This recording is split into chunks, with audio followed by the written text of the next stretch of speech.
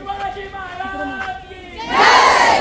अरे बच्चा बच्चा कहता है शरद दादा सच्चा है। शरद दादा तुम आगे बढ़ो, हम तुम्हारे साथ हैं। चला करणारे हरामखोरांचा चला करणारे हरामखोरांचा निषेध असो। खोटे व्हिडिओ बनवणाऱ्यांवर कारवाई झालीच पाहिजे।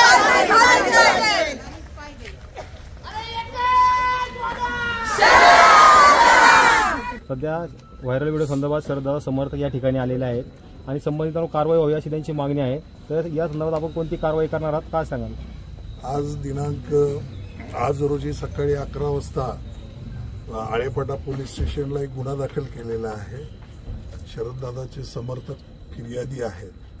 294 प्रमाणे आणि BNSचे 356(1) अन्वये गुन्हा दाखल अज्ञात इसमावरती केलेला आहे। त्याचा तपास चालू झालेला आहे आणि या बाबतीत जी काही इंस्टाग्रामवरती टाकलेली आहे क्लिप वगैरे तर त्या संदर्भामध्ये आमचे जे SP ऑफिसला जे सायबर सेल जे आहे त्या सायबर सेलला सुद्धा आम्ही मेल केलेला आहे आणि तिथून ते सायबर सेल पुढची ऍक्शन घेणार आहे। साहेब, निवडणुकीत अशा प्रकारचा वापर केला जातोय तर यांच्यावर कधीपर्यंत कारवाई होईल? आता ही कारवाई वर्स्ट कारवाई आहे। लवकरात लवकर कारवाई करून तुम्हाला त्याचा जो कोणी आरोपी असेल त्याला आम्ही अटक करून त्याच्यावरती कायदेशीर कारवाई। इतर समाजाला काय आव्हान करा हे सगळे असे व्हिडिओ वादग्रस्त व्हायरल होत आहेत? हे भारत हा लोकशाही प्रधान देश आहे।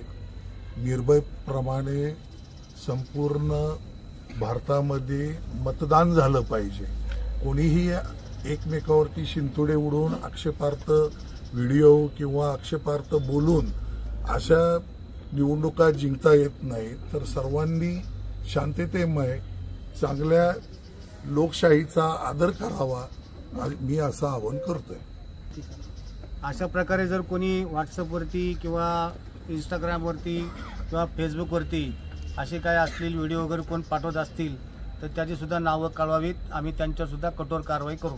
साहेब, व्हॉट्सअपला व्हायरल होतंय, व्हॉट्सअपला जे ते पाठवतात त्यांच्यावर तुम्ही कारवाई करणार का? त्यांचे हे करणार IP ॲड्रेस घेऊन कारवाई करणार आहे। नंबर असेल तर आम्ही नंबर डायरेक्ट त्याच्यावरती कारवाई होईल त्याच्यावर। आणि सायबर क्राईमला पूर्ण FIR गेलेली आहे, त्याचा मेल गेलेला आहे आणि हे जे इंस्टाग्राम जे आहे ते कॅलिफोर्नियामधून चालतं तर तिकडे मेसेज करण्यात आलेला आहे, मेल केलं। त्याच्यामध्ये जे काय घडतंय ते याच परिसरातून घडतंय, म्हणजे नारायणगाव असेल किंवा या परिसरातून ते घडतंय। त्यांच्या जवळपास समजा आम्ही काही गोष्टी तुम्हाला सांगतो, आता सांगता येणार नाही, पण ज्या काही गोष्टी तुम्हाला कळवतो त्या म्हणजे हे बघा तांत्रिक विश्लेषणावरतीच ही केस चालणार आहे। बरोबर, तांत्रिक विश्लेषणाचा जो तपास होईल पूर्ण त्यावरनं दूध का दूध आणि पाणी का पाणी होईल। त्यांचं म्हणणं असं येतंय की जुन्नर आणि नारायणगाव परिसरातूनच हा डाटा जास्त पद्धतीने व्हायरल होतोय ना, पण त्या तांत्रिक विश्लेषणातूनच आरोपी मिळणार आहे। लक्षात आलं का? त्याच्यावरती मग योग्य ती कारवाई करत आहोत आम्ही। ठीक आहे, चला। काहीही केलं तरी त्याचं काहीही होणार नाही। भक्कम पाठिंबा आणि अजून भक्कम पाठिंबा दादांच्या मागे उभा आहे। आता सगळे दादाच्या पाठीशी आहे, सगळ्यांनी बोला पाठीशी आहोत। अजून असे 50 व्हिडिओ जरी व्हायरल केले ना तरी त्याचा परिणाम काहीही होणार नाही।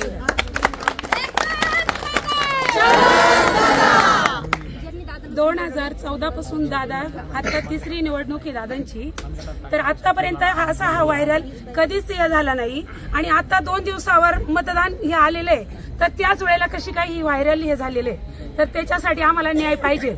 तर आमचा दादा जर तसा असता तर इथून मागेच तुमच्या कानावर आलं असतं की वाईट आहे की चांगलं आहे। दादांना पण करता येतं, दादांना पण करता येतं, आम्हाला आव्हान आहे चांगले आहेत। हो, आम्हाला माहिती आहे आमचा माणूस जवळचा आहे, त्याच्यामुळे कसं त्यांचं वागणं आहे किंवा कसं काय आणि त्यांच्यावर चारित्र्य हे शिंतोडतात ना, हे कधी त्यांचं नुकसान झालं। दादांचे भाषण ऐका, मागचे पण ऐका, अजूनपर्यंत दादांनी चारित्र्याबद्दल कधीही कोणावर टीका केली नाही। शरद दादा तुम आगे बढ़ो, हम तुम्हारे साथ हैं। मनगटात ताकद नाही, यांनी बागडे बागल्या पाहिजे।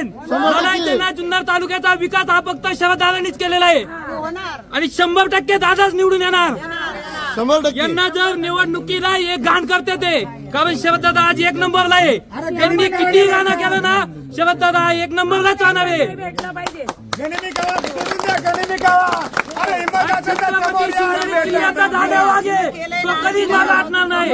एक महिला आहे आणि ह्या बांगड्या त्यांनी भराव्या आमच्या समोर येऊन. काय चपला मारलं ना, दोन्ही बांगल्यावर बांगड्या वाटवाव्या लागतील. चलो बच्चा बच्चा कहता है सच्चा है. पूर्ण महाराष्ट्राला त्यांचं आपल्यासाठी खूप मोठं संरक्षण आहे आणि दादाला आपण पूर्णपणे निवडून द्यायचे आणि त्यांना आमदार बनवायचे, म्हणजे बनवायचे ही पूर्ण आमची इच्छा आहे सगळ्या महिलांची. बस एवढं. खालच्या पातळीला जाऊन हे व्हिडिओ वगैरे व्हायरल करण्याचं चालू आहे. इथंच त्यांनी त्यांची लायकी दाखवून दिली आहे आणि मी तर म्हणते, अरे तुम्हाला वाटेल की असं करून जनता दादांच्या पाठीमागचा पाठिंबा हटेल, पण मी तर म्हणते 10 पटीने जनता दादांना आम्ही साथ देऊ आणि सगळ्या आम्ही कायम दादांच्या सोबत सहन करणार नाही, अजिबात सहन करणार नाही. सहन करणार नाही. ज्यांनी कोणी केले ना त्यांनी फक्त महिलांच्या समोर यावा. ती महिला असू द्या, आम्ही पण महिला आहे, तो जेंट्स असू द्या, आम्ही महिला आहे, फक्त आमच्या समोर यावा. बस आमची एवढीच जुन्नरच्या महिला दादा बरोबर दादासाठी आम्हाला हे करायचं. दादाच्या बाबतीत अन्याय सहन करणार नाही, बिलकुल नाही करणार सहन. ज्यांनी ज्यांनी आरोप केले त्यांनी काय काय केले तेही बघायचं. माणूस बघा तुम्ही हा, कारण आज आम्ही बघतोय दादांनी, आज किती वर्ष झाले दादांना आम्ही बघतोय, आणि कामं बघा तुम्ही आज, आणि त्याच्यावरती तुम्ही मतदान ठरवायचं कोणाला द्यायचं आणि काय करायचं. आणि आता काय झालं की त्यांच्या पायाखालची वाळू सरकली आणि त्याच्यामुळं दादांना कसं मागं खेचता येईल. गेल्या वेळेस तर त्यांनी चारित्र्य हनन करून थोडंसं त्यांना मागं खेचलंच होतं, परंतु ह्या वेळेस पण त्यांचा तोच डाव आहे. मला त्यांना एक हे करायचंय का, ह्या नेते असतील, कुणी असतील, कोण कुणाचा हात दाबतोय, कोण कुणाचं पाय दाबतोय, कोण कुणाचं डोकं दाबतंय, जुन्नर तालुक्यामध्ये कोण कसं आहे हे आमच्यासारख्याला माहिती आहे, परंतु आम्ही एवढी नीच पातळीची माणसं नाहीत की ते असं. तुमचं ते वैयक्तिक जीवन आहे, तुमच्या वैयक्तिक जीवनात तुम्ही काय करता याचं सार्वजनिक भांडवल करू नका. आणि मला त्यांना एक आव्हान करायचं आहे की तुम्हाला दादांना माग ओढायचं असेल ना, विकासाच्या कामावर माग ओढा. अहो दादा ज्यावेळेस मुंबईवरून इथं जुन्नरला आले तर त्यांच्या डोक्यात होतं गोरगरिबांची सेवा करणं.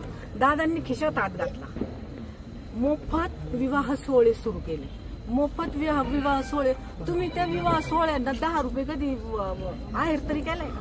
अहो पण दादांनी 5000 मोफत विवाह सोहळे केले.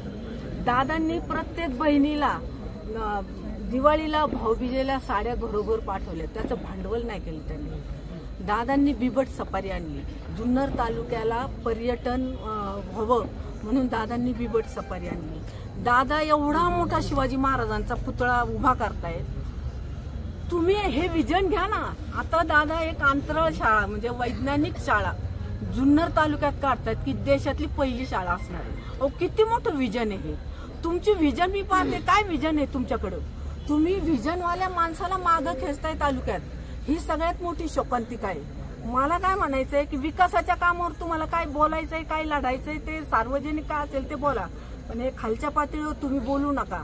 आणि खालच्या पातळीवर जर बोललात तर ह्या जुन्नर तालुक्यातल्या महिला तुम्हाला कधीही आयुष्यात माफ करणार नाहीत आणि तुमचं जाहीर नाही. त्याच्यामुळे मला ज्यांनी तुम्ही केलंय हे सगळं कांड, आणि मी पोलिसांना आणि सगळ्या यंत्रणेला एक आवाहन करील, एक विनंती करील की हे कांड ज्यांनी कुणी केले त्यांना ताबडतोब सायबरमध्ये त्याचा गुन्हा हे करून त्याचं विश्लेषण लवकरात लवकर झालं पाहिजे. कारण गुन्हेगार जर मोकाट सुटला तो तर अजूनही काही करू शकतो. आणि पुन्हा एकदा मी सगळ्यांना विनंती करेल की आपल्या जुन्नर तालुक्याचा विकास करायचा असेल, आपला जुन्नर तालुका पुढे न्यायचा असेल तर आपल्याला सगळ्यांनी दादांना साथ द्यायची. 20 तारखेला दादांचं बटन दाबायचंय 9 नंबरचं रिक्षाचं.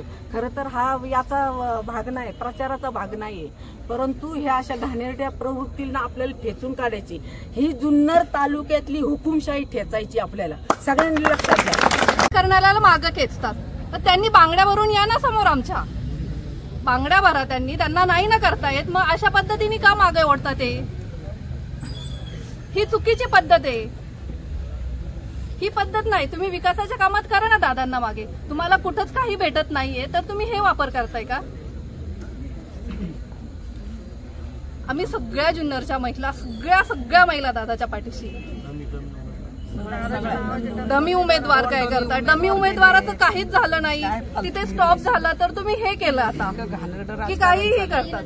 मागच्याही पंचवार्षिकला हेच झालं. त्यांना त्यांची हार केलं तरी त्याच्यामुळे ते डमी उमेदवार उभे करायचे ते तर केलेच. त्याच्यानंतर आता व्हिडिओ व्हायरल केला, याच्यातच त्यांची हार झाली. हे आम्ही इथंच मानून घेतले, त्यांची हार इथंच आहे. त्यांची हार इथंच झाली. अरे बच्चा बच्चा कहता है. खरं तर जुन्नर तालुक्यामध्ये ही शिवजन्मभूमी पहिल्यांदाच अशी गोष्ट घडली.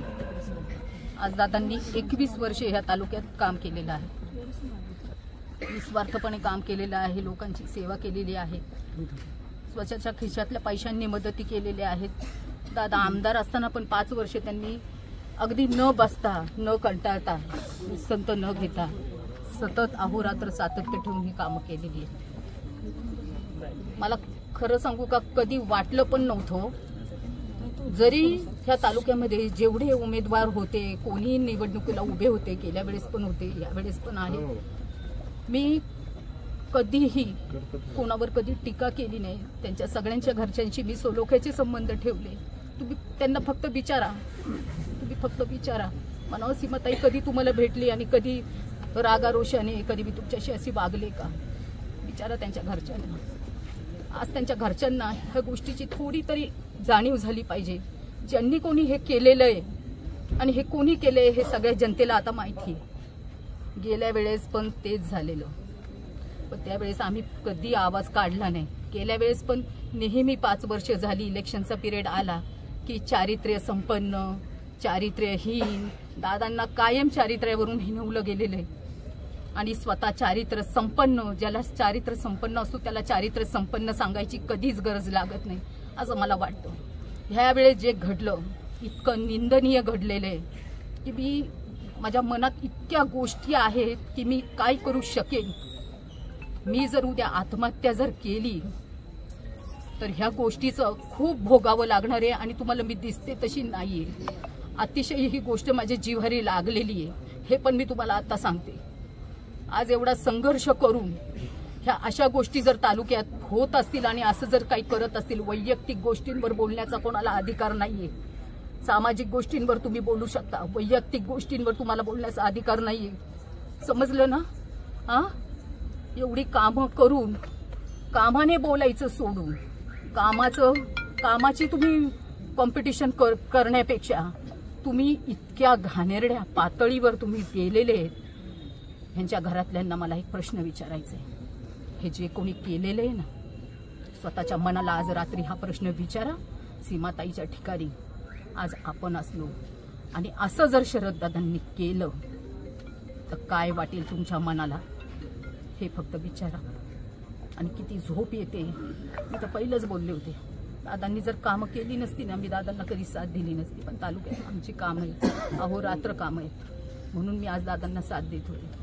त्याच्यातून जर हे अशी निष्पन्न निघत असेल, असा कलंक भेटत असेल तर हे शिवजन्मभूमीसाठी अत्यंत कलंकित गोष्ट आहे. ह्यांच्या घरातल्यांनी ह्या गोष्टीचा विचार करावा. आणि हेच मी त्यांना माझं एक कळकळीची विनंती आहे, स्वतःच्या मनाला फक्त हा प्रश्न विचारावा. सीमाताईच्या ठिकाणी आज आपण असलो असतो, काय झालं असतं, काय वाटलं असतं. आणि इतकी घाणेरडी, एवढी घाणेरडी आहे का? त्याला काही सीमा आहे का? अशी झाली आहे का कधी गोष्ट? कुठं ऐकली आहे का? अरे काय घाणेरडी तुम्ही व्हिडिओ व्हायरल करता अश्लील. ज्याच्या अंगात हिंमत आहे त्यांनी समोर यायचं आणि माझ्याशी बोलायचं. पोलिसांना आपण निवेदन दिले, काय मागणी आपली? इथून पुढे हे जे आता घडलेले त्याच्यात जो कोणी आरोपी सापडेल ते स्वतः आबरू नुकसानीचा दावा ठोकणार आहे. तर काय करायचं ते माझ्या मनाने ठरलं. काय सांगाल? बच्चा बच्चा कहता है, बच्चा बच्चा कहता है,